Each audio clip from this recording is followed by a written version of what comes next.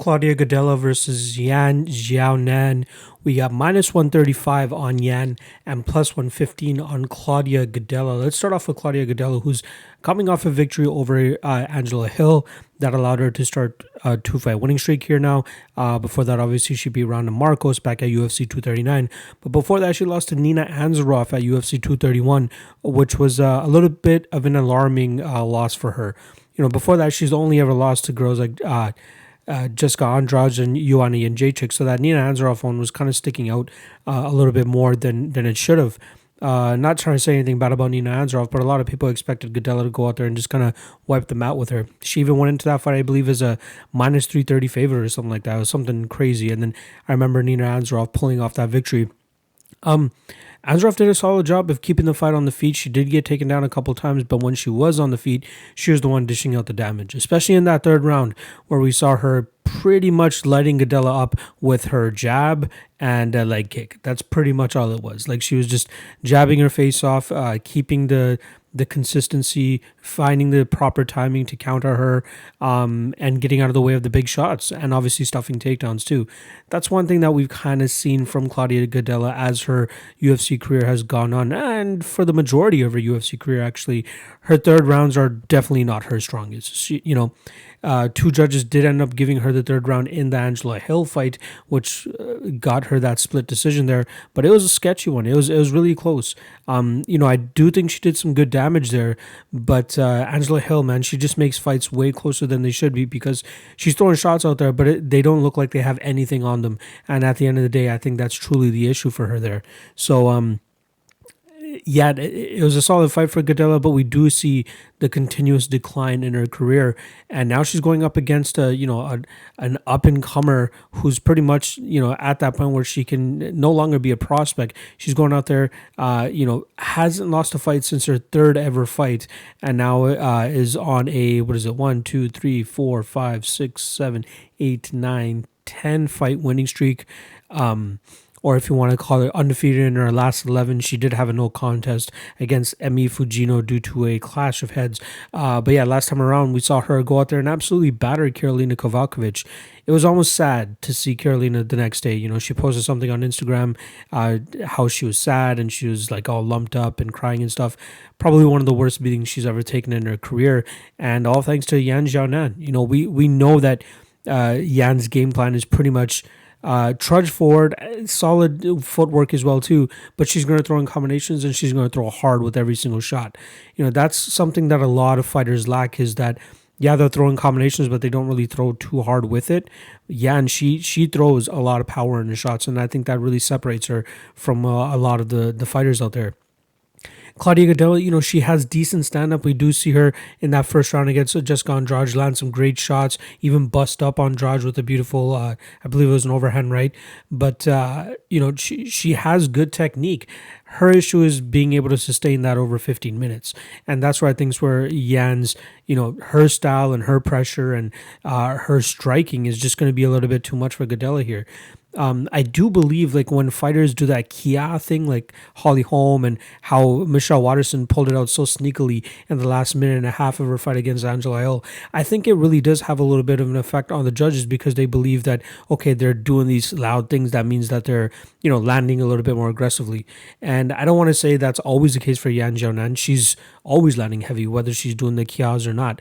More often than not, she's doing the Kias. But what I'm saying is that Yan, more often than not, lands super heavy. And I think that's going to cause issues for Gadelha here. I wouldn't be surprised to see Gadelha get the takedown in the first round. But one thing that we have noticed with Gadelha is when she does get fights to the ground, she doesn't really do a really good job of keeping fighters there. Fighters do a solid job of getting back to their feet, and then Gadelha just, exerts a little bit more energy than she needs to keep these fighters down, and then it really messes with her sustainability of her gas tank for the majority of the 15 minutes. The fight where the fight with Yan Xaionan and Angela Hill, that one's been pretty heavily debated. And even when Angela Hill went on the Joe Rogan podcast, Joe Rogan was just all on her side. He's like, oh, I thought you won that fight. I thought you won that fight. It obviously came down to round 3. And I thought that Yan did the better of the striking in terms of like more output. I think it was DC that commented on it and saying that, Angela Hill's looking for that one-shot kill, whereas Yan Xiaonan's going with the activity aspect of it. And again, it is activity, but it is damage too because she's landing heavy. Like that's a and a constant theme you're going to hear throughout this breakdown is the level of power that Yan goes out there and tries to throw with. Um, they did say that she moved over to Vegas to do a little bit of work there. How she even went to the Floyd Mayweather gym to figure out how to generate more power with her punches. But if you go through her Instagram account as well a little bit, you'll notice that she's gone over to Team Alpha Male. She's in Vegas. She's doing a little bit of work there too. That was from early October. And she did post something recently saying that she just landed in Vegas, and I'm trying to figure out whether she means landed from Vegas from China or landed in Vegas from Sacramento or wherever she was doing work in the States, because she doesn't post that often, so you don't really get to see that. But it is promising to see her go out there and actually get different looks, get good looks.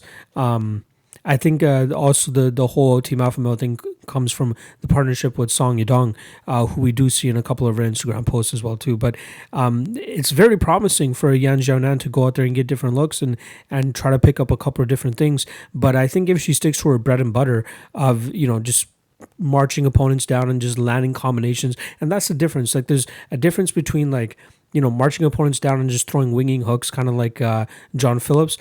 It's funny how I bring up John Phillips in pretty much every fucking episode, but it's pertinent. Like you see the different skills, and then there's Yan Xiaonan who marches forward, but she's throwing heavy combinations and not just hooks. She's throwing jabs, she's throwing uppercuts, she's throwing a ton of shots, and it really frustrates her opponents who are trying to close distance themselves too. But then whenever they do, they're running into these heavy shots of Yan Xiaonan. So I think it's unfortunately going to break Claudia. People keep talking about Claudia Gadelha's jiu-jitsu game.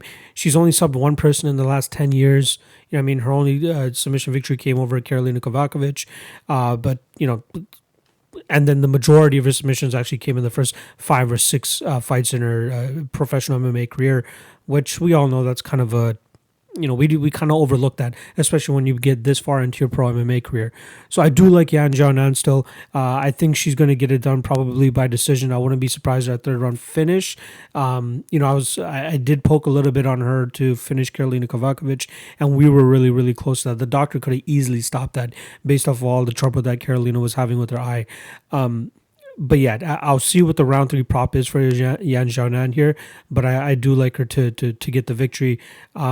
We did see Gadelha have a little bit of success in that third round against Angela Hill. Again, heavily contested, but I think she's going to get a lot more discouraged when she's feeling the power coming back her way compared to what Angela Hill was throwing at her. So once again, I'm taking Yan Xiaonan either by third round finish or by decision, but I do like her in this spot. If she does get taken down in that first round, that could get a little bit sketchy. But I think after that, it's going to be harder and harder for Gadelha to get her down. And even if she gets her down, I think it's going to be even harder for her to keep Yan Xiaonan down. And that's another positive as to why I think that Yan went over to Team Alpha Male to get good, solid looks when it comes to these wrestlers too. So that's something that she should be able to take into this fight and should help and benefit her too. So lastly, I love the line on her too. Currently at -135, which is great. I'm probably going to play her. I'll wait and see if the name value of Claudia Gadelha really helps shorten that line even more. But even at this point, I like Yan Xiaonan, and I even like her all the way up to -150. To be honest, -170 even. I don't mind that either. But yeah, -135 is a great line on Yan Xiaonan. So lastly, let's wrap it up. I got Yan Xiaonan either third round TKO or decision.